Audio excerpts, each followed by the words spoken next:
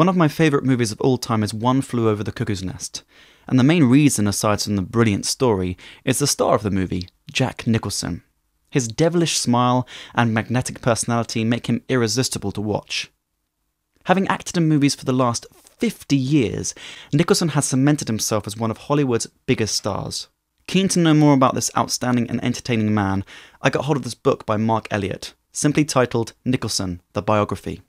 For those who don't know much about Jack, this book tells me that he has been involved in more than 64 movies during his career, and picked up numerous Academy Awards.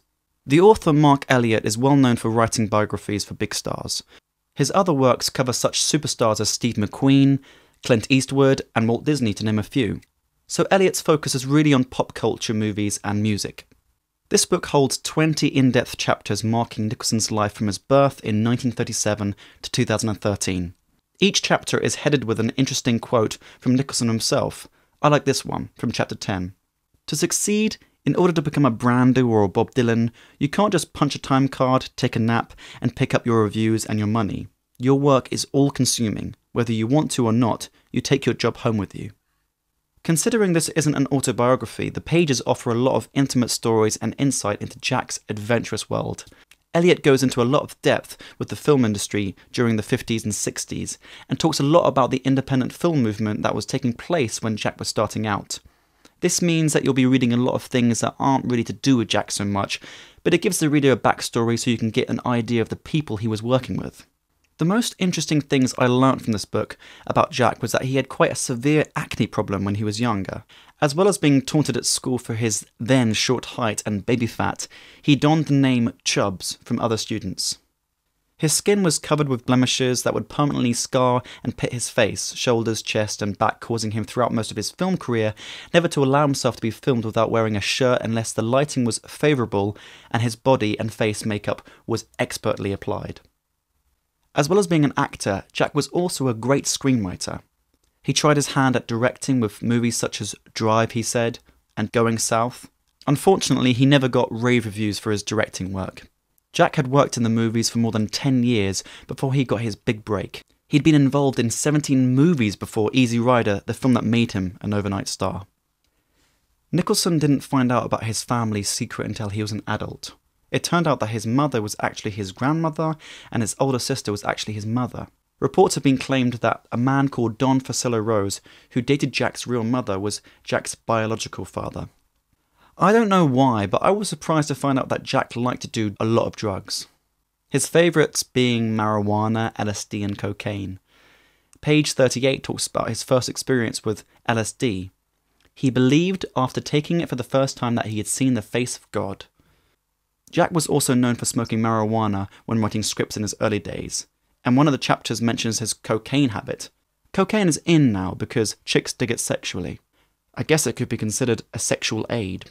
It's worth mentioning the films that Jack Nicholson turned down.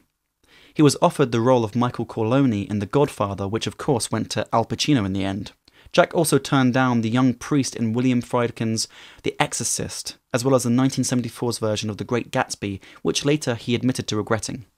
Page 231 tells us how Jack really wasn't taken with the idea of playing the Joker in Tim Burton's Batman. Hard to believe, but Tim actually had to fly up to Jack's ranch in Aspen and persuade the 50-year-old that playing this iconic character would open up a whole younger audience to Jack, which of course it did. Nicholson makes a rule of not talking to the press that much, or being very careful who he does talk to. I mean, think about it. When have you ever seen Jack on a television show or a chat show or a movie plug?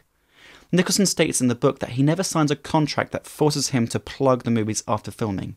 He doesn't want to and he doesn't have to, so fair enough. After hitting the big time with Easy Rider in 1969, Nicholson had many flings with women, one being the folk rock goddess Joni Mitchell. But his longest and most meaningful love interest was Angelica Houston.